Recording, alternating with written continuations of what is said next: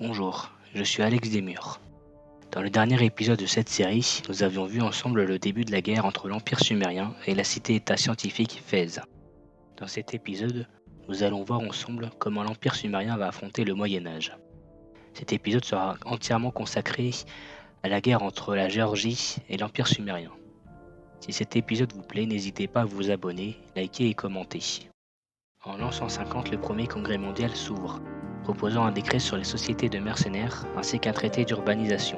Gilgamesh proposa de réduire le coût de production des unités militaires de moitié jusqu'au prochain congrès. Le tyran proposa de doubler la production des bâtiments du centre-ville, ce qui permettrait d'avoir les greniers, les monuments et les châteaux d'eau beaucoup plus vite. Après délibération, les deux propositions de Gilgamesh furent adoptées à l'unanimité. Le cavalier de Kish se déplaça vers la zone du conflit. La ville décida de former un nouveau cavalier. Uruk décida de former une nouvelle catapulte maintenant que la première a été créée. L'arme de siège se déplaça aussi vers la zone de guerre. Après l'attaque des archers bleu marine, le char lourd put enfin capturer la cité-État. Cette capture amena une optimisation sur la cartographie. La ville fut annexée au territoire de Gilgamesh, permettant ainsi un accès à d'autres civilisations, comme la Géorgie ou les Aztèques. Fès répara son grenier. Le roi tyrannique décida de placer les survivants de Fès aux endroits stratégiques. Les unités blessées en profitèrent pour se soigner. En l'an 175, une galère khmère arriva à Batibira. Une scierie se créa à Eridu. Le second guerrier put devenir un spadassin. Les unités de Gilgamesh restèrent à Fès pour le moment. Nous sommes tous les apprentis d'un art que personne ne maîtrise jamais. 25 ans plus tard, l'apprentissage fut découvert. Désormais, Gilgamesh recherche l'ingénierie militaire. Un spadassin peut devenir un homme d'armes. En 225, la reine Tamar continue à insulter le peuple sumérien. L'invincibilité se trouve dans la défense, la possibilité de victoire dans l'attaque. La stratégie défensive fut découverte. Fès commença la construction de sa bibliothèque. Lagash créa une plateforme économique sur un désert. Eridu créa son barrage. Reyna fut nommé gouverneur d'Eridu. Par ailleurs, cette ville est déjà alimentée en électricité alors que ce n'est pas encore découvert. Tamar dénonça publiquement Gilgamesh. En 250, Uruk lança la formation d'un colon. Les troupes de Gilgamesh commencent à bouger vers le territoire blanc, se préparant à annexer le territoire géorgien. La ville cible étant la ville de Tchkumi. En 275, le second cavalier est formé. Kish commença à créer sa plateforme commerciale sur un désert. Le cavalier fraîchement formé se dépêcha d'aller rejoindre la future zone de guerre. La Géorgie fonda une nouvelle ville, Zugdidi. En l'an 300, la guerre éclata enfin entre la Semeur et la Géorgie. Les unités commencent à se placer stratégiquement autour de Tchkumi afin d'essayer de créer un état de siège. Suite à cette action, les Aztèques ont dénoncé publiquement Gilgamesh, indiquant à ce dernier qui sera la prochaine cible. En 325, un cavalier blanc vient défendre la ville, mais les attaques continuent. La Nubie et les Khmers ont eux aussi dénoncé Gilgamesh. La nouvelle recherche des scientifiques sumériens portera sur la mécanique afin d'améliorer les archers. En 350, un archer a obtenu une promotion. Les attaques sur Tchkumi continuent. La ville a pu créer une unité pour se défendre. Les unités d'Anshan, cité-État appartenant à Gilgamesh, ont découvert la ville de Batumi. En 375, Omar Khayyam rejoint la Semeur. Batibira crée un grenier. La ville géorgienne a été capturée, permettant un bonus de recherche sur la féodalité. Tchkumi a été annexé. Pour éviter la perte de loyauté, Victor a été transféré à Tchkumi. La nouvelle ville commence à créer les remparts antiques. Gilgamesh a organisé les citoyens captifs de Tchkumi. Omar a utilisé son bonus dans la ville d'Eridu, permettant un bonus de recherche sur le service diplomatique, les voiles carrées et la banque. J'imaginais le monde comme une seule et grande machine. Mais les machines ne sont jamais livrées avec des pièces de rechange, vous savez. On n'en a jamais plus qu'il n'en faut. En 400, la mécanique fut découverte. Tandis que la plupart des unités se soignent, le char lourd obtient une promotion. Un cavalier tente de s'avancer vers Kutaisi. Malheureusement, les unités géorgiennes sont présentes dans cette ville. Gilgamesh recherche désormais la tactique militaire. Une partie des troupes décide d'aller attaquer Batumi. En 425, une catapulte fut améliorée en trébuchet. L'idée de Gilgamesh est de retenir les troupes blanches le temps que Batumi soit annexé au territoire sumérien. Cependant, il faut faire attention. Les troupes blanches sont nombreuses à Kutaisi. En 450, un volcan entra en éruption. La féodalité fut découverte, amenant un moment historique. Les avancées de la féodalité augmentaient toujours plus le volume de l'armure de fer, à tel point que le combattant avait fini par ressembler à un tatou. En 450, les unités en approche de Kutaisi se mettent en défense pour encaisser les attaques des troupes blanches. Un archer, caché derrière un homme d'armes, attaque un guerrier. Une partie des troupes de Gilgamesh se place autour de Batumi. Le dogme militaire Bastion fut adopté. Les troupes de Tamar attaquent comme prévu les unités de Gilgamesh. Heureusement pour le tyran, les troupes blanches sont faibles. 475, Batumi dispose de remparts, bloquant les troupes de combat rapprochées. Le trébuchet et les catapultes sont attendus pour attaquer les défenses de Batumi. En ce qui concerne le siège de Kutaisi, un archer finit par détruire un char lourd de Tamar. Les unités disponibles se placent pour encercler la ville. L'homme d'armes attaque la ville. Bat-Ibira commence la construction d'une galère. Les unités blanches se suicident sur un des cavaliers bleu marine, permettant à ce dernier d'obtenir une promotion. Malheureusement, Kutaisi a elle aussi érigé des fortifications. En 500, le volcan près d'Uruk entra en éruption. Les unités bleues se retirent de Kutaisi. L'objectif est d'annexer Batumi. Les défenses de cette ville ont commencé à attaquer le Spadassin. Les unités bleues se placent autour de Batumi. Libur commença à construire son grenier. Laisse construit une place du théâtre. Tandis que le cavalier qui défendait Kutaisi part à la charge des unités bleues, les défenses de la ville attaquent une nouvelle fois. En 520, le cavalier fut vaincu, apportant une promotion à l'homme d'armes. Les remparts des villes blanches attaquent une nouvelle fois. Un quadrirème barbare approche de Batumi. En 540, la tactique militaire fut découverte. La stratégie, c'est faire ce qu'on peut avec ce qu'on a. Les armes de siège atteignent enfin Batumi et commencent à détruire les fortifications. L'homme d'armes utilisait sa promotion pour se soigner. Le nouveau colon se plaça au nord de Bat-Ibira. La capitale commença à former un arbre à étriers. Gilgamesh recherche les étriers. Après les attaques des remparts, la reine Tamar proposa un traité de paix. Gilgamesh refusa la capitulation du peuple géorgien. En 560, les armes de siège et l'archer ont quasiment réduit à néant les défenses de Batumi. Les unités bleues marines ont réussi à mettre la ville en état de siège. Mais le Spadassin est mal en point. Si le Spadassin venait à tomber, le siège serait brisé, permettant à la ville de pouvoir se soigner à chaque tour. La loyauté de Skumi diminue. Par miracle, le Spadassin survécut à l'attaque. En 580, la galère fut achevée, apportant un moment historique. Bat-Ibira en créa aussitôt une autre. Skumi sacrifia une ferme pour commencer la construction d'un barrage. Les défenses de Batumi sont tombées. Désormais, toutes les unités disponibles attaquent la ville blanche, excepté le Spadassin. La quadrirème barbare réapparut et attaqua le char lourd de Gilgamesh. En 600, le fleuve entre Fès et Skumi entra en crue. Les étriers sont découverts. Peu d'inventions sont aussi simples que les étriers, mais peu ont aussi eu une telle influence sur l'histoire. Batumi fut vaincu. Le Spadassin fut amélioré en homme d'armes. La ville de Batumi fut rasée. Gilgamesh rechercha les châteaux. Dugdili dispose maintenant de remparts. Tamar proposa un nouveau traité de paix mais Gilgamesh refusa. En 620, tandis que les unités mobilisées à Batumi reviennent vers Skumi, le lancier peut obtenir une promotion. Les unités blessées restèrent sur place pour se soigner. En 640, les unités bleues tentent un nouvel assaut sur Kutaisi. La ville attaqua l'archer qui subit de sérieux dégâts. En 660, Nippur créa un port. Bat-Ibira créa une quadrirème. Izine fut fondée apportant un moment historique dû au nombre de villes que dispose l'Empire sumérien. La nouvelle ville créa un port. Les armes de siège sont en place et pourront attaquer Kutaisi. La ville attaqua la catapulte qui elle aussi subit de lourds dégâts. Gilgamesh refusa de signer un traité de paix avec Tamar. En 680, Izine dispose d'une scierie. Les armes de siège attaquent, mais les remparts semblent plus résistants que celles de Batumi. Kutaisi attaqua la catapulte qui réussit à survivre à ce deuxième assaut. La Nubie insulte Gilgamesh. La catapulte peut se soigner grâce à sa promotion. Le trébuchet utilisa aussi la sienne. Un archer attaqua la ville cible. Un chevalier blanc fut découvert. Kutaisi attaqua la catapulte. En 720, Uruk construit sa plateforme commerciale. Les armes de siège continuent de détruire les défenses du Kutaisi, tout comme les archers. Le nouvel arbalétrier se dépêcha de se rendre vers la zone de guerre. L'unité qui servait à défendre Kutaisi sortit des fortifications pour attaquer directement la catapulte. Les remparts de la ville attaquent à leur tour la catapulte. Tamar proposa un traité de paix qui fut refusé une fois de plus. En 740, les châteaux furent découverts. Des cailloux sur mon chemin, je les garde tous. Et avec eux, je construirai mon château. Le trébuchet réussit à détruire les fortifications de Kutaisi. L'homme d'armes attaqua l'unité blanche. Tandis qu'un archer acheva cette unité, l'autre utilisa sa promotion.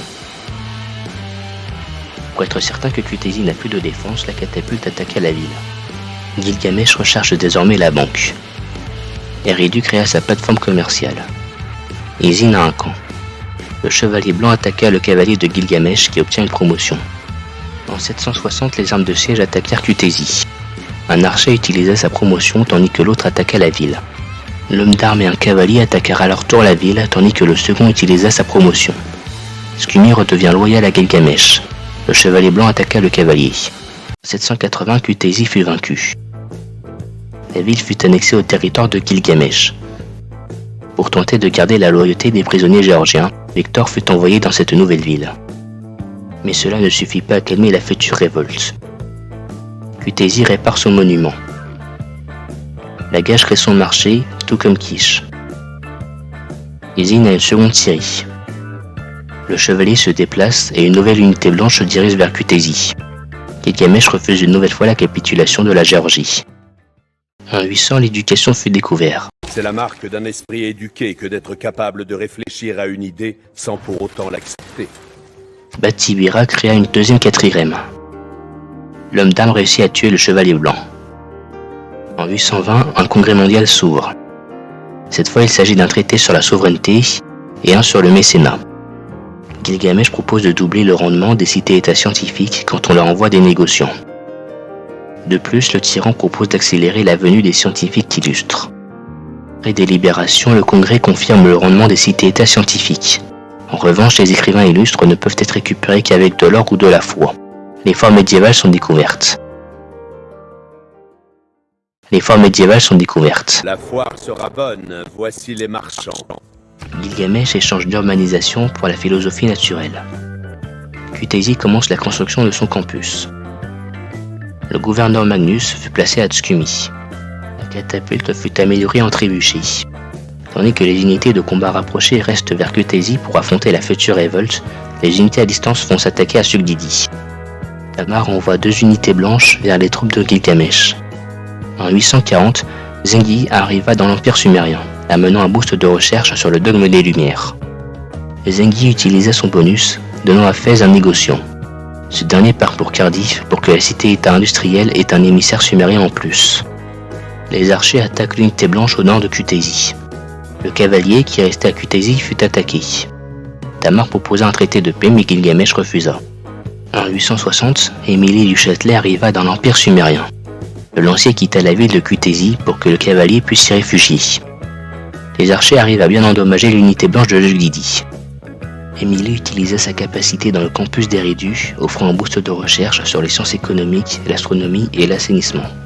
Tamar bougea ses troupes et montra que 2 unités blanches en plus se trouvent à l'est de Kutaisi. En 880, l'unité de Sugdidi fut vaincue. Le cavalier échangea sa place avec l'homme d'armes. Un émissaire fut envoyé à Rapa Nui. Finalement, seule l'unité blanche blessée se présenta vers les troupes de Gilgamesh. Les 2 autres préfèrent enfuir. En 900, un moment historique arriva grâce à la découverte de la banque. Si vous devez $100 à la banque, c'est votre problème. Si vous devez $100 millions à la banque, c'est le problème de la banque. Le combat contre la ville de Sugdidi débuta officiellement. Gilgamesh rechercha les voiles carrées pour pouvoir améliorer ses unités maritimes. L'unité blanche blessée fuit. Sugdidi attaqua le cavalier. Tamar proposa un nouveau traité de paix qui fut refusé. En 901, le cavalier fuit. L'arbalétrier et l'archer ne font que des dégâts mineurs au rempart de Sugdidi. Tamar amena ses troupes vers Kutaisi.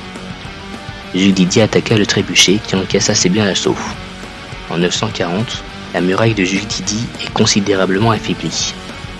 Voyant que les troupes basées à Kutaisi sont moins nombreuses, Tamar envoie ses troupes blanches vers cette ville. Sugdidi attaque à nouveau le trébuchet. En 960, le fleuve de Kutaisi entra en crue. La ville se révolta. Le trébuchet fuit. Les hommes d'armes attaquent des unités blanches. Le lancier se met en défense. La prise de Zug Didi continue.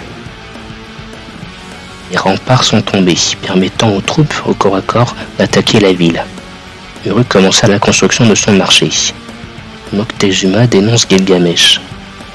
Amanitore et Jayavarman font de même.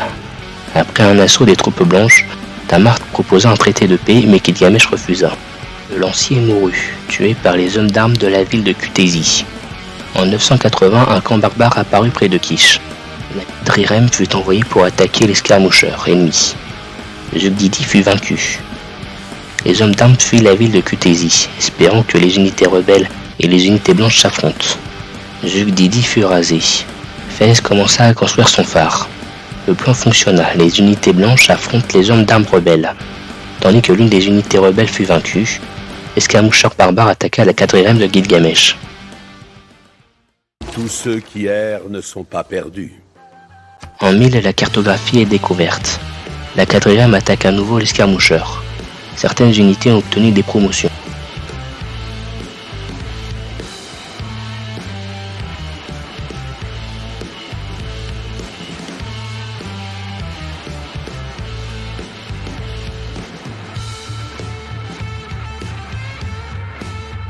Les unités encore capables de se battre se dirigent vers Kutezi. Une des unités blanches pille la réserve d'or de l'ancienne ville de Tamar. Le second, lui, se dirige vers les troupes bleu marines. L'homme d'armes rebelle a vengé son camarade en tuant l'unité blanche. L'escarmoucheur a de nouveau attaqué la quadrirème, ce qui lui a donné une promotion. En 1010, la quadrirème utilise sa promotion, tout comme l'homme d'armes et un des archers.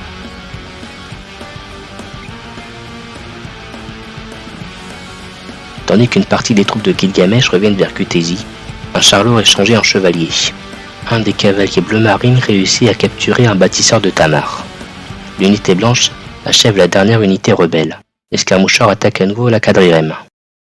Une session extraordinaire du Congrès mondial s'ouvre.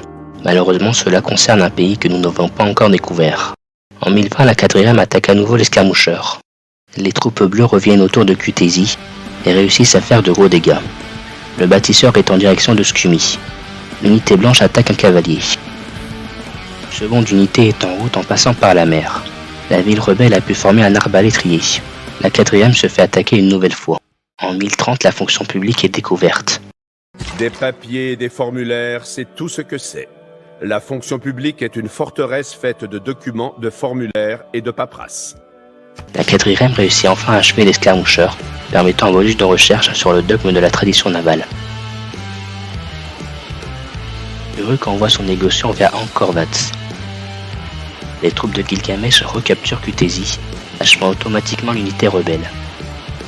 Un archer réussit à tuer l'unité blanche dans la ville. Ayant retenu la leçon, Kutezi fut rasé. En 1040, la quadrirème attaque le piquier barbare. Le chevalier découvre la ville de Rustavi. Un archer obtient une promotion. Lagash commence à créer son grenier. Tamar proposa un nouveau traité de paix qui eut autant d'effets que les précédentes. En 1050, le piquier barbare se fait de nouveau attaquer. Une seconde quadrirème vient aider la première. Bat Tibira crée une plateforme commerciale. Les troupes bleues commencent à se rassembler vers Rustavi. Les défenses de la ville ont attaqué le chevalier, le blessant assez sévèrement. En 1060, un boost de recherche sur le dogme des Yildiz est accordé à la semeur. Ce ne sont pas les hautes voiles, mais les vents invisibles qui déplacent un navire. Les voiles carrées sont découvertes. Tandis que les quadrirèmes attaquent le piquier, Kish crée ses remparts. Gilgamesh veut rechercher la fonte des métaux pour améliorer les unités de siège. Eridu forme un négociant, tout comme Uruk. Le chevalier capture un nouveau bâtisseur géorgien. Les unités bleu marine continuent leur avancée. Rustavi attaque l'archer. Gilgamesh voit que les blessures sont assez faibles, montrant que la ville peut être rasée. On ne peut obtenir une pensée religieuse précise sans théologie. Pas plus qu'on ne peut obtenir de mesures et d'astronomie précises sans mathématiques, ni de fonderie précise sans chimie. En 1070, la théologie est découverte. Après les attaques des quadrirèmes, Zhang Qian rejoint la semeur, apportant un bonus de recherche sur le mercantilisme. Zhang utilise son bonus sur la plateforme commerciale d'Eridu. Un nouvel émissaire est envoyé à Rapa Nui. Les troupes sumériennes essaient de placer Rustavi en état de siège. Un homme d'armes découvre la capitale de l'Empire géorgien, Tbilissi. Le bâtisseur quitte la ville de Rustavi. Après l'attaque des remparts géorgiens, Tamar propose encore une fois un traité de paix. Gilgamesh va de nouveau le refuser. En 1080, le camp barbare a pu créer un escarmoucheur. La cible des navires reste toujours le piqué. Un éclaireur va attendre qu'il soit suffisamment blessé pour le tuer et raser le camp barbare, apportant un moment historique. Les troupes de Gilgamesh réussissent à entrer dans Tbilissi. L'archer et le trébuchet échangent leur place. Les villes attaquent et réussissent à tuer un archer bleu marine. L'escarmoucheur réussit à tuer l'éclaireur bleu marine. Les trébuchets attaquent enfin les défenses des villes. Cependant, les dégâts sont assez faibles. Un char de guerre est amélioré en chevalier. Une des quadrirèmes continue d'attaquer l'escarmoucheur barbare, tandis que l'autre obtient une promotion. Tbilissi crée un mousquetaire et attaque à l'homme d'armes, tandis que les villes attaquent les unités sumériennes. L'escarmoucheur attaque la quadrirème endommagée. En 1100, les quadrirèmes continuent d'attaquer l'escarmoucheur rouge. Gilgamesh évacue l'archer blessé et le remplace par l'arbalétrier. Le trébuchet continue d'endommager les défenses de Tbilissi. Côté Rustavi, malgré la promotion disponible du trébuchet, ce dernier continue d'attaquer la ville. Voyant que la tâche risque d'être trop ardue, Gilgamesh propose un traité de paix, exigeant de l'argent, une ressource de luxe et la ville de Tskumi. Tamar accepta, mettant fin à une guerre qui a presque duré pendant tout le Moyen-Âge. Les troupes de Gilgamesh se replient dans l'ancienne ville géorgienne. Gilgamesh décide de changer sa recherche pour atteindre le vol avancé afin de débloquer des unités aériennes. L'escarmoucheur continue de tirer sur une quadrirème. En 1110, le Moyen-Âge laisse place à la Renaissance. Le peuple sumérien réussit à éviter l'âge sombre sans pour autant atteindre l'âge d'or. La résolution pour cette ère est la monumentalité. Le trébuchet utilise sa promotion. Une quadrirème détruit l'escarmoucheur tandis que l'autre tourne à Bat-Tibira pour se faire réparer. Gilgamesh décide de replacer les citoyens d'Izine. Le bilan est mitigé. D'un côté, Gilgamesh a presque réussi à détruire la Géorgie, mais de l'autre, le monde a vu les faiblesses des troupes sumériennes. Gilgamesh va continuer ses guerres contre d'autres peuples, mais nous verrons cela dans les prochains épisodes de Muegidu. Si l'épisode vous a plu, abonnez-vous, likez et commentez. Merci beaucoup pour votre soutien.